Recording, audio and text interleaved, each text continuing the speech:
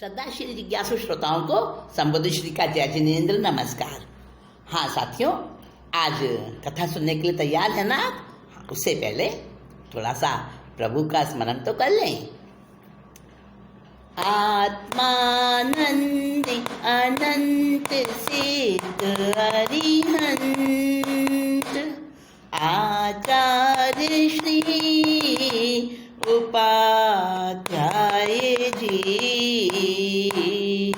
लोक विराजित साधु साध्वीगण सारे,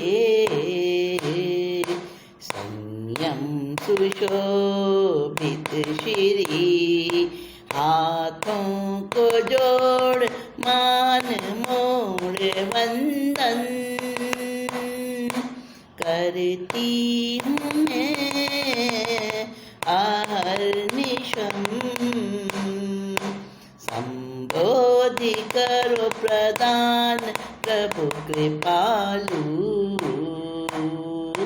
पापों का कर सकूं हनन, पापों को कर सकूं शमन। पंच परमेष्ठी भगवंतों को, चरम तीर्थेश प्रभु महावीर को एवं समस्त गुरु भगवंतों को हृदय की अनन्य आस्था सहित भाव वंदन नमन। आप सभी के अंतःकरण में विराजित परमात्म तत्व को मेरा अभिनंदन। हाँ, तो हम सुनने के लिए तैयार हैं आप? हाँ, बड़ी बेचैनी से और बड़े इंतजार में हैं आप। तो मान भट्ट की कथा मैं आपको सुनाऊंगी। और ये मान भट्ट की कथा मैंने कहाँ से ली है? कुवलयमाला में से मैंने ली है कथा। और ये बड़ी रोचक है और साथ ही बड़ी शिक्षाप्रद भी है। मान कैसा होता है, मान की प्रकृति क्या है, मान की क्वालिटी क्या है, मान की प्रॉपर्टीज़ क्या हैं, वो इस कहानी के अंदर हमें समझ आएंगी कि मानी अभिमानी जो होता है, घमंडी जो होता है, उसके कैसे विचार होते हैं, कितना क्रूर हो जाता है वो। अपनों को मरते हुए देखता है पर मान रूपी हाथी पर चढ़ा हुआ बचाता नहीं है उन्हें। देखिए, सुनिए। अविश्वास होता है पर आप कहानी सुनेंगे ना मान भट्ट की तो विश्वास भी आएगा। अभिमानी मान भट्ट की है मार्मिक कथा, अभिमानी मान भट्ट की है मार्मिक कथा, हुआ शक्ति भक्त जिसने सही थी बहुत व्यथा, हुआ शक्ति भक्त जिसने सही थी बहुत व्यथा, अभिमानी मान भट्ट की है मार्मिक कथा। एक राजपूत रह रहा उज्जैनी नगर में, था नाम वीर भट्ट, कई युद्ध लड़े उसने, था नाम वीर भट्ट, कई युद्ध लड़े उसने, इनाम में राजा ने दिया गाँव ही उसको, हो दिया गाँव ही उसको, यो राजवंश से वो वीर भट्ट जुड़ा था, यो राजवंश से वो वीर भट्ट जुड़ा था, अभिमानी मान भट्ट की है मार्मिक कथा, हुआ शक्ति भट्ट जिसने सही थी बहुत व्यथा, था शक्ति भट्ट राजपूत सुत बड़ा दम्भी, बड़ा नाम मान भट्ट था क्रोधी उपालंभी, बूढ़े पिता से अपनी जगह पुत्र को रखा, हो पुत्र को रखा, बूढ़े पिता ने अपनी जगह पुत्र को रखा, मान भट्ट को रखा। अब राज्यसभा में वो नित्य ही शान से जाता, अभिमानी मान भट्ट की है मार्मिक कथा, अभिमानी मान भट्ट की है मार्मिक कथा। ऐसा था उस समय, उस काल में उज्जैनी नाम की वो नगरी बड़ी समृद्ध थी।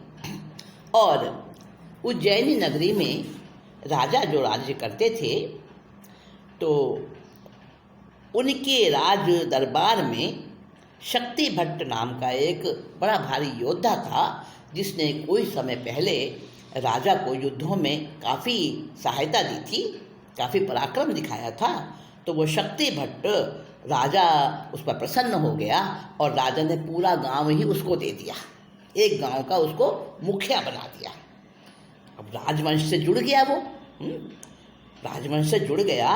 और उसका ये पुत्र, शक्ति भट्ट का पुत्र, राजपूत का पुत्र, वो था वीर भट्ट का पुत्र शक्ति भट्ट। जो पिता था ना, उसका नाम तो था वीर भट्ट राजपूत, जिसको राजा ने प्रसन्न होकर गांव दिया था, और उसका पुत्र था शक्ति भट्ट। लेकिन शक्ति भट्ट था तो शक्तिशाली योद्धा था, वीर पराक्रमी था पिता के समान, परंतु पिता में अहंकार की मात्रा नहीं थी जितनी कि उसके अंदर थी, शक्ति भट्ट के अंदर थी। और इतना अहंकारी था कि लोगों ने उसका नाम ही रख दिया, शक्ति भट्ट तो नाम भूल गए और उसका नाम रख दिया मान भट्ट। क्या रख दिया? शक्ति भट्ट मान भट्ट बन गया। बड़ा क्रोधी था, बड़ा उपालंबी था।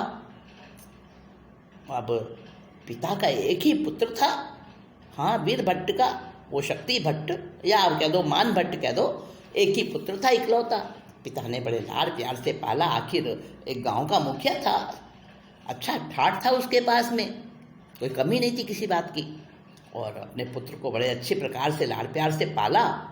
शक्ति भट्ट को मान भट्ट वो बन गया अपने ही स्वभाव के कारण, अपने अहंकार के कारण वो मान भट्ट कहलाने लगा। तो जब बड़ा हो गया मान भट्ट, तो पिता ने, वीर भट्ट ने दरबार में राजा से कहा, राजन, आपने भी युवराज बना दिए हैं राजकुमार, और आप भी, आयु आपकी भी आ गई है, मेरी भी आयु आ गई है, और मैं अपनी जगह अपने पुत्र को रखना चाहता हूँ दरबार में। अब ये आपके आया करेगा, यही ड्यूटी देगा, और यही आपकी सेवा में, कोई भी युद्ध वगैरह में ये आपके साथ जाएगा, और सब तरह से मेरा काम ये संभालेगा मेरा पुत्र, और मैं आपसे यही चाहता हूँ कि इसकी अनुमति दे। राजा ने कहा, ठीक है भाई, और वास्तव में तुम वृद्ध हो रहे हो, बूढ़े हो रहे हो, अब तुम्हारा पुत्र है, युवा है, सुंदर तंदुरुस्त है, हाँ वो संभाल सकता है सारा काम, ठीक है, तुम अपनी जगह रोज नहीं आ सकते हो राज दरबार में, अपने पुत्र को भेज दिया करो, मान भट्ट को भेज दिया करो। अब मान भट्ट राजसभा में जाने लगा रोज। अब तो पूछो मत, अब तो उसके घमंड को और पंख लग गए। राजा की सभा में जाता हूँ, अरे मेरे बराबर कौन है, बड़ी शान दिखाता।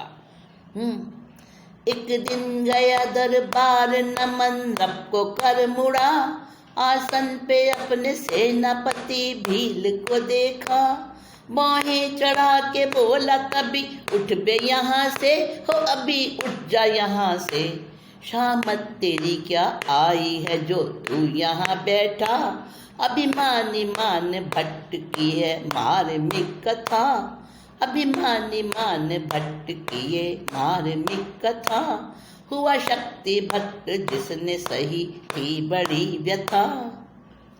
एक दिन मान भट्ट रोज की तरह दरबार में गया, और जो राजा सिंहासन पर बैठे थे, राजा को नमन किया, और जैसे ही पीछे को मुड़ा, नमन तो करेगा तो सामने जाके करेगा ना, अब जैसे ही पीछे को मुड़ा तो क्या देखता है, जहाँ उसका आसन था ना बैठने का, वहाँ पे भीलों का सेनापति बैठ गया है आके, भीलों का सेनापति बैठ गया आके।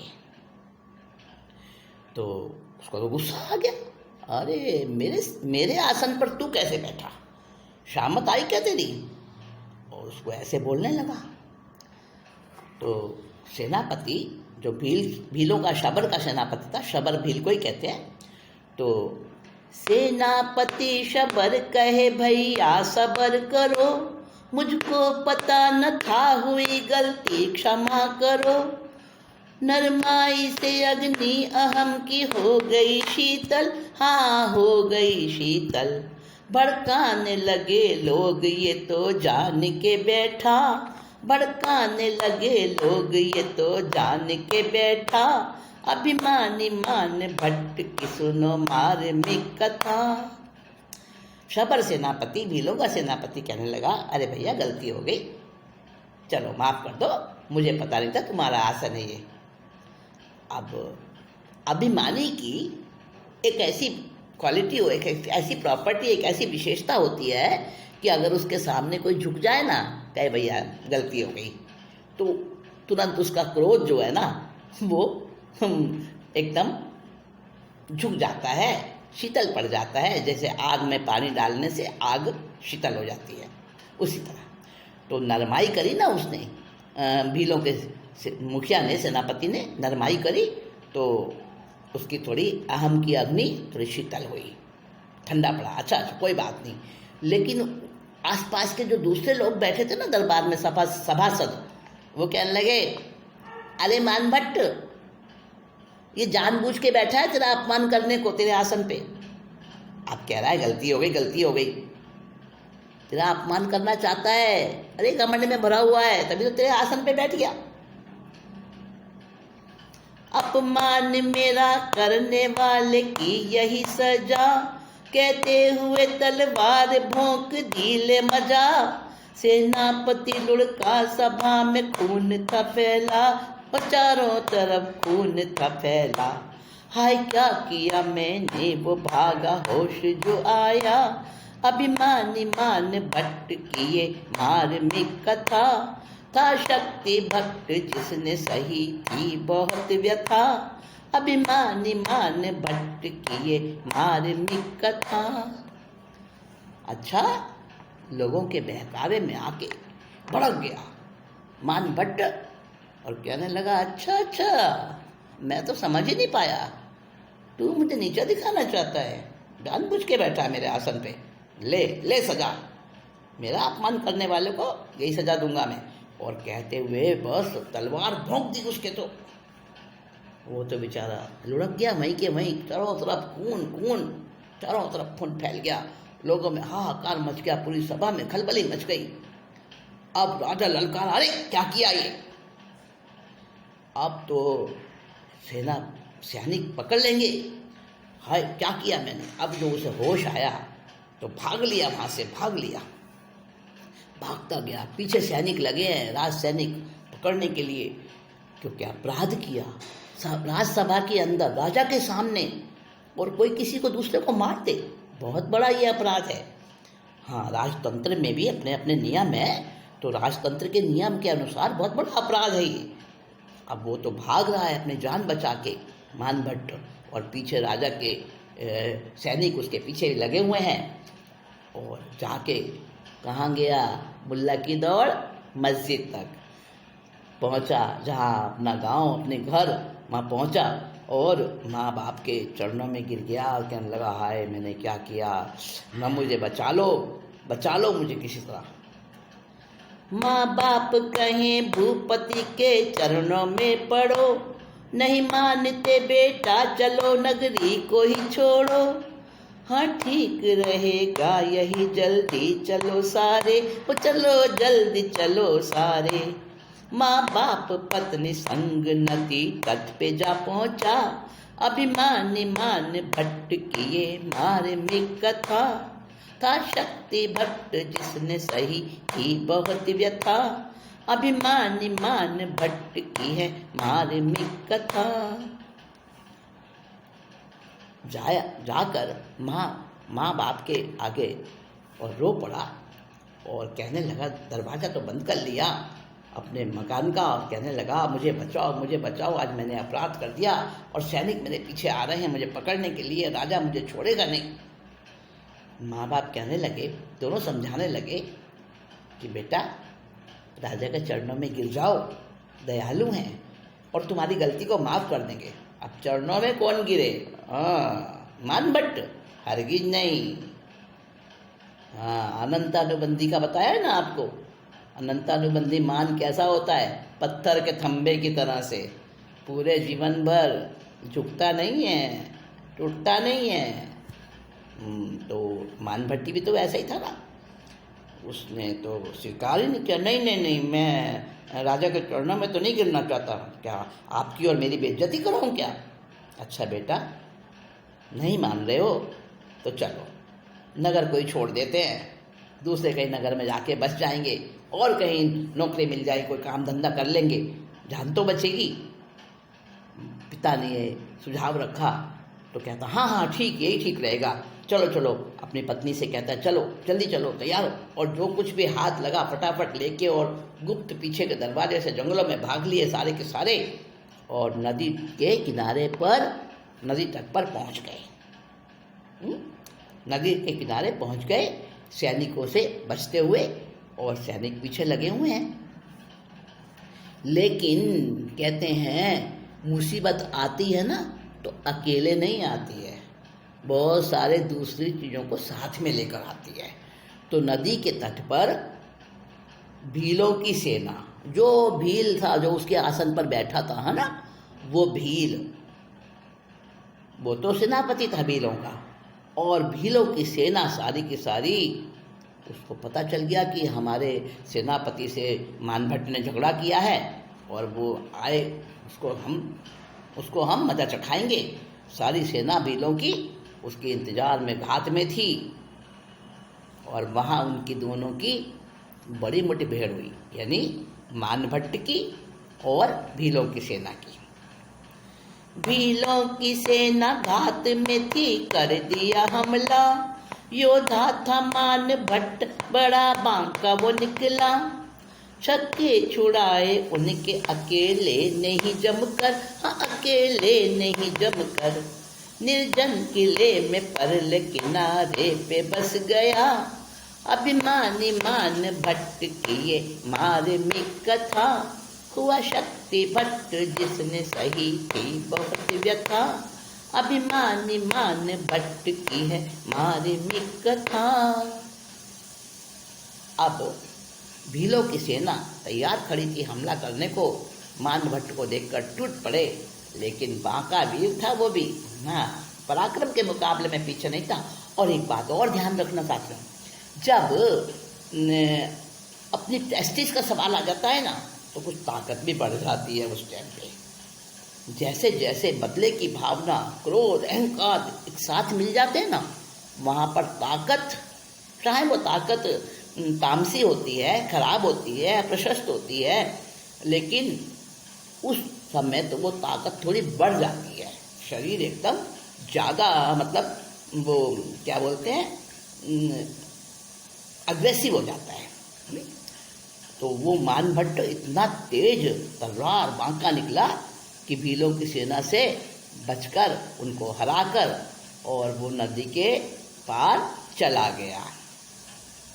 नदी के पार जाके उस दूसरे किनारे पर जाके और उसने वहाँ एक किला देखा, सुरक्षित मालूम दिया, वो किला खाली पड़ा था, मजबूत था। उस किले के अंदर मानभट्ट रहने लगा अपनी पत्नी के साथ में, परिवार के साथ में। अब वहाँ रहने लगा। अब था योद्धा वीर था, ये तो पराक्रम तो था ही उसके अंदर, और घमंडी भी था, गप्पबाजी भी था। तो उसने वहाँ लोगों पे अपनी छाप छोड़ दी, जो वहाँ आसपास में रहने वाले लोग थे, तो उनका भी वो मुखिया बन बैठा। थोड़े समय बाद उनको भी उसने अपने रौब में ले लिया, वहाँ भी वो दादा बन गया सबका। अब एक बार की बात है साथियों कि कोई उत्सव का दिन था, और उत्सव ऐसे मना रहे थे कि भाई सब नाच रहे थे, गा रहे थे, मस्तियाँ कर रहे थे। तो उस उत्सव के अंदर क्या हुआ कि मानभट्ट भी था, उसकी पत्नी भी थी, और भी लोग थे उनके साथ भी उनकी पत्नियां थी, नाच गान चल रहे थे। तो उस बीच में एक कोई दूसरी स्त्री थी, और उसका पति उसको बार बार मना रहा था और वो मान नहीं रही थी। तो मानभट्ट ने कहा कि अरे भाई इतनी सुंदर है तू, पर तेरा स्वभाव खराब क्यों है, सुंदर तो तू खूब है, मान जा ना, अपने पति के मनाने से क्यों नहीं मान रही है। जब उसने उसको सुंदर कह दिया तो मानभट्ट की जो पत्नी थी ना, गौरी, वो रूठ गई। ओ मेरा पति उस दूसरी स्त्री को सुंदर कह रहा है। ऐसा है ना, खरबूजे को देख के खरबूजा रंग बदलता है, संगति का असर होता है ना, तो उसमें भी घमंड की मात्रा तो थी ना। और स्त्री का स्वभाव है कि दूसरी स्त्री को देख नहीं सकती, प्रशंसा उसकी सुन नहीं सकती। तो उसने जो है ना, गौरी जो है वहाँ से उत्सव में से और रूठ कर और अपने उस किले में आ गई। और आके उसने क्या किया, फांसी पे लटक गई गुस्से में। मेरे पति ने मेरे सामने दूसरी स्त्री को सुंदर क्यों कह दिया।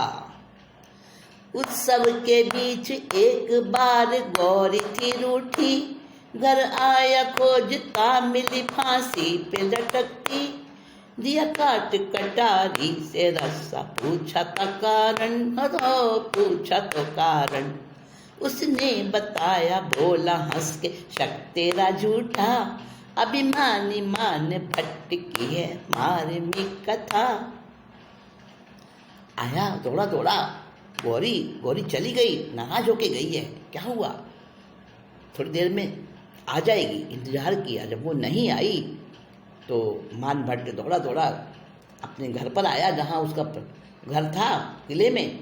खोजा उसको तो कहाँ, लटकने की तैयारी, फांसी पे पूरी लटक गई थी वो। तो अब फटाफट उसने फुर्ती से अपनी कटार निकाली और रस्सा काट डाला। वो मर नहीं पाई, बचा लिया मान भट्ट ने उसको जाके, गौरी को। और कहा, अरे क्या पागलपन कर रही है, क्यों लटक के मर रही थी, क्यों फांसी लगा रही थी। उसने कहा, क्यों ना लगाऊं फांसी, मेरे सामने दूसरी स्त्री को तुम सुंदर बता रहे हो, क्या वो तुम्हारी क्या लगती है, बोलो। उसने हंस के कहा, अरे झूठा झूठा शक मत कर मेरे ऊपर, मेरे लिए तो तू ही सब कुछ है। देखो साथियों, एक बात और है, ये जो मान है ना, अभिमान, ये काम के वश में बहुत जल्दी आता है। जहाँ वासना इसको नचा देती है, अभिमान को भी वासना नचा देती है। तो स्त्री के फंदे में आ गया वो, और कहने लगा, अरे झूठा झूठा शक मत कर मेरे ऊपर, मेरा उससे कोई संबंध नहीं है। मैं तो तेरे को चिढ़ा रहा था, वैसे ही चिढ़ा रहा था तेरे को, तेरे सामने जानबूझ के कि तेरे को गुस्सा है। लेकिन वो कहती है, नहीं नहीं, मैं नहीं मानती। सुलझा न सका तेरी हट तो मरने को चला, गौरी भी चली पीछे ससुर सास को लिया। जाना था मान भट्ट मनाने ये आ रहे, मनाने ये आ रहे। अभिमान का भुजंग फुफकार मारता, अभिमानी मान भट्ट की ये मार्मिक कथा। अभिमानी मान भट्ट की है मार्मिक कथा। था शक्ति भट्ट जिसने सही थी बहुत व्यथा, अभिमानी मान भट्ट की है मार्मिक कथा। अब वो मना रहा है अपनी पत्नी को, गौरी को, और गौरी उसकी बात को नहीं मान रही है। नहीं, मैं नहीं मानती, तुम तो किसी और स्त्री को चाहते हो। अब उसने कहा, अच्छा नहीं मानती तो ले, मैं मर रहा हूँ, मैं मरने को जाता हूँ, तो मेरी बात ही नहीं मानती है। अब वो मरने को तैयार चल दिया, मैं पहाड़ से गिर के मरूंगा, मैं किसी कुएं में गिर जाऊंगा, कुछ भी करूंगा, अपनी जान खत्म करूंगा। पीछे पीछे गौरी भी चली, सास ससुर भी चले पीछे पीछे, यानी उसके माता पिता मान भट्ट के। अब जान रहा था, आगे आगे चल रहा था, तना तना एकदम उसको समझ आ रही थी, पीछे मेरी पत्नी और मेरे माता पिता आ रहे हैं, फिर भी जानबूझ के और कदम बढ़ा रहा था, है ना, अभिमान था ना, अभिमान है। बार बार अभिमान का सरप फुफकार मार रहा था और वो आगे बढ़ता जा रहा था। माँ बाप आवाज़ दे रहे, अरे बेटा रुक जा, बेटा रुक जा, ऐसे कुछ नहीं है। गौरी भी कह रही, पतिदेव नहीं, स्वामी रुको, मेरा वो मतलब नहीं था, अरे रुक जाओ, अब कभी नहीं करूँगी। लेकिन वो कहाँ माने। अब देखो मान भट्ट मरने को जा रहा है, पीछे पीछे पूरा परिवार उसे मनाने को जा रहा है। अब मान भट्ट कैसे वो घमंड, उसका क्या करिश्मा दिखाएगा, कैसी उसकी परिवार पर क्या मुसीबत आएगी, कैसी विपत्ति की घड़ी आने वाली है। उस विपत्ति की घड़ी को हम अभी यहीं रहने दें, बाद में सुनेंगे अगली मीटिंग में। तब तक के लिए हम अपने काम में लगते हैं और अभी इस कथा को, उनको, इनके मनोबल, इनके आपस में एक दूसरे को रोकने की कोशिश ये चलने दो। और मैं आपसे जय जिनेंद्र नमस्कार करती हुई अभी चलती हूँ, विदा लेती हूँ। बहुत जल्दी फिर से आऊँगी।